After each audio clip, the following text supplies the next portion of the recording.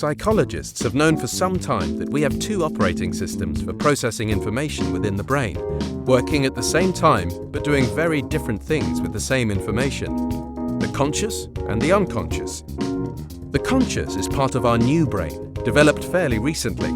This is where most of the clever thinking goes on: problem solving, decision making. It is slow in operation, taking several seconds to process even basic information and to make decisions. It is very limited in processing power, just 8 bits of information at any one time, and it is driven by taught rules about how to do things and how to think. It relies on logically processing data. We believe that it is in control because in our lives we see all of the achievements of the conscious: technology, civil society, agriculture. The list goes on. The unconscious, on the other hand, is rarely seen working. It runs constantly and effortlessly in the background, handling all of our routine information processing, a sort of autopilot.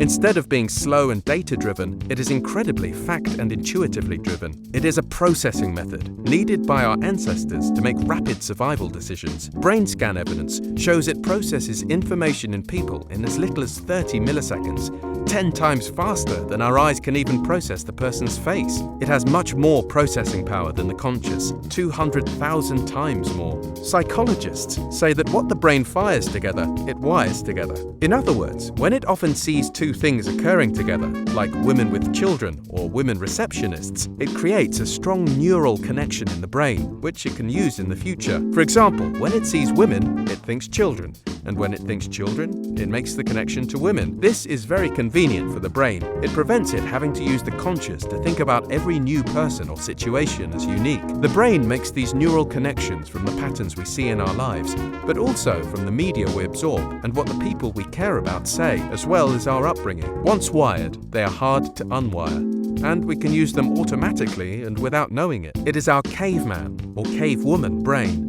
Let me put things into perspective. If the processing power of the conscious was the size of a table tennis ball, the processing power of the unconscious is a table tennis ball 200,000 times larger, or 2.4 meters across. When the small conscious table tennis ball is busy or overwhelmed, which it often is, the unconscious takes over routine people decisions using its neural pathways based on previous patterns. The next bit is important.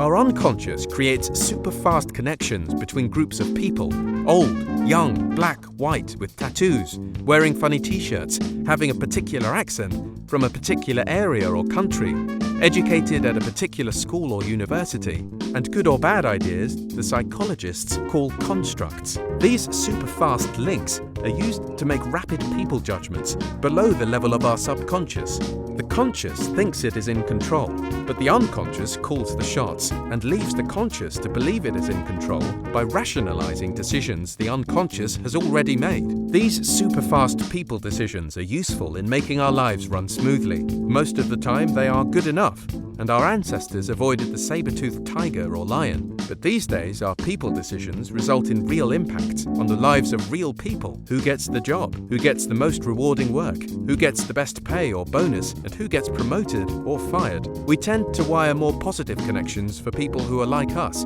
who look like us, sound like us, share our background, culture, and interests. That leaves people who are less like us not being treated as positively. Don't get me wrong, often these more positive wirings for people who are like us does not lead to obvious negative behavior towards people not like us. But they experience what the psychologists call micro-behaviors, small bits of behavior which, over time, make them feel less like they belong or are valued, like acid rain that wears you down over time. It leads to us recruiting and supporting people who are more like us. We don't do it on purpose. We don't have a tick list reminding us to give slightly better treatment to people like us, but our unconscious leads us to do that unless we are careful. The bottom line is that we trust people for whom we have unintentionally wired positive connections. We give them jobs, give them the best work, allocate them to our teams, and say the right things about them when it matters. This doesn't make us a bad person. It makes us human, but when we make important decisions about people, we need to take extra care.